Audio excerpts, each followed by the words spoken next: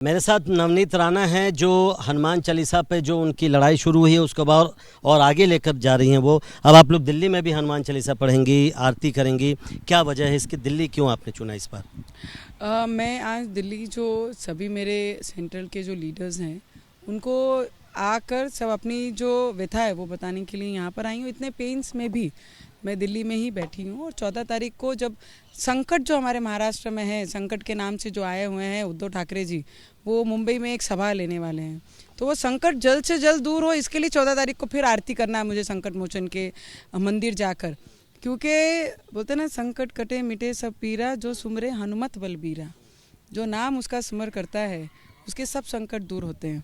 कई लोगों ने बोला कि आप तो संकट का नाम लेते लेते आप खुद संकट में आ गए। संकट ने ऐसा आशीर्वाद दिया संकट मोचन ने कि वो जो कलम लगी वो सुप्रीम कोर्ट ने बोला स्टे आ गया उस पर।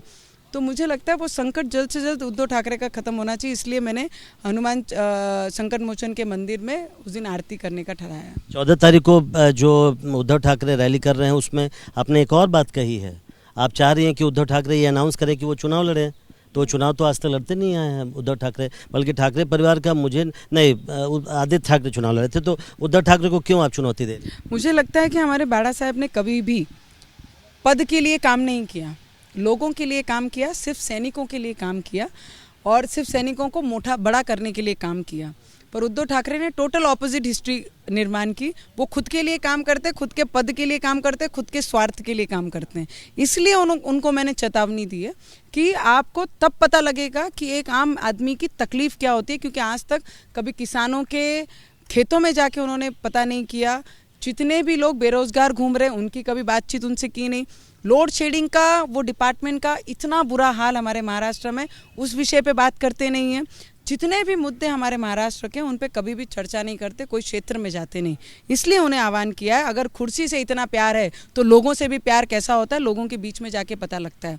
तो इसलिए उनको कहा कि अगर कुर्सी चाहिए तो कुर्सी के लिए लड़ना भी जरूर। मोदी जी इलेक्शन लड़ते नहीं, वो एक नहीं दो जगह से चुन के आते हैं। मोदी जी जब मुख्यमंत्री तब भी लड़ते थे, पीएम है तब भी लड़ते हैं, लड़के चुन के आते हैं। तो अगर आपको मुख्यमंत्री की कुर्सी चाहिए तो लड़ना भी जरूरी है। वो लड़े, लेकिन आप तो कह रही हैं कि आप वो जहां से लड़ेंगे आप उनके खिलाफ लड़ेंगे। 100% मैं वही कह रही हूँ, इसके लिए तो लड़ने के लिए कह रही हूँ कि वो जहाँ से लड़ेंगे उनके विरोध में लड़ूंगी।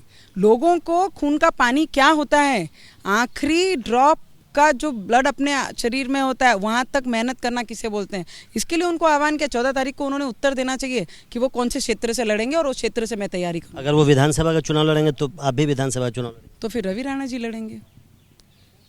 मुझे लगता है उन्होंने केंद्र की लड़ाई लड़नी चाहिए, क्योंकि केंद्र की एक लोक प्रतिनिधि ने आह्वान किया, केंद्र की लड़ाई करके देखें कि मेहनत किसको बोलते हैं। हमारे तो कोई बाप दादा के नाम के वजह से हम यहाँ चुन के नहीं आए हैं, हम तो अपनी मेहनत के वजह से, अपने परिश्रम के वजह से, अपने कष्टों से मैं यहाँ तक एक अपक्ष इंडिपेंडेंट चुन के आई हूँ। तो मुझे लगता है मेरा आह्वान करना उनको बहुत जरूर, बहुत बड़े फैमिली को बिलोंग करते हैं, मुख्यमंत्री हैं आज, उन्होंने लड़के भी देखना चाहिए एक बार। एक आखिरी सवाल, आज जो सुप्रीम कोर्ट का जो आया एक तरह से जजमेंट है, आप लेटेस्ट विक्टिम है उस कानून की, सेडिशन लॉ की, क्या कहेंगे आप, क्या रिएक्शन है आपका? और अब ऐसे संकेत मिल रहे हैं कि सरकार पुनर्विचार करेगी, उसमें काफ़ी बदलाव भी होंगे। हाँ, तभी सुप्रीम कोर्ट ने आज उस पर आदेश भी दिए हैं जो तरीके से कि उस पर स्टे लाया जाए।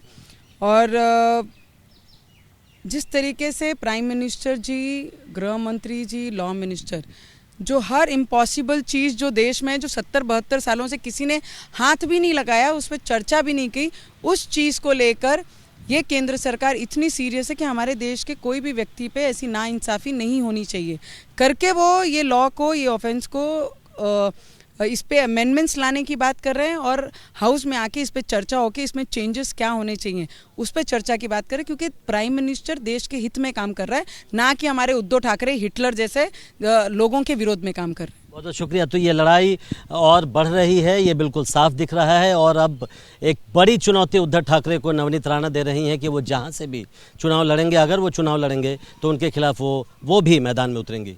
कैमरामैन मनोज कुमार के साथ प्रशांत, ABP न्यूज़, दिल्ली।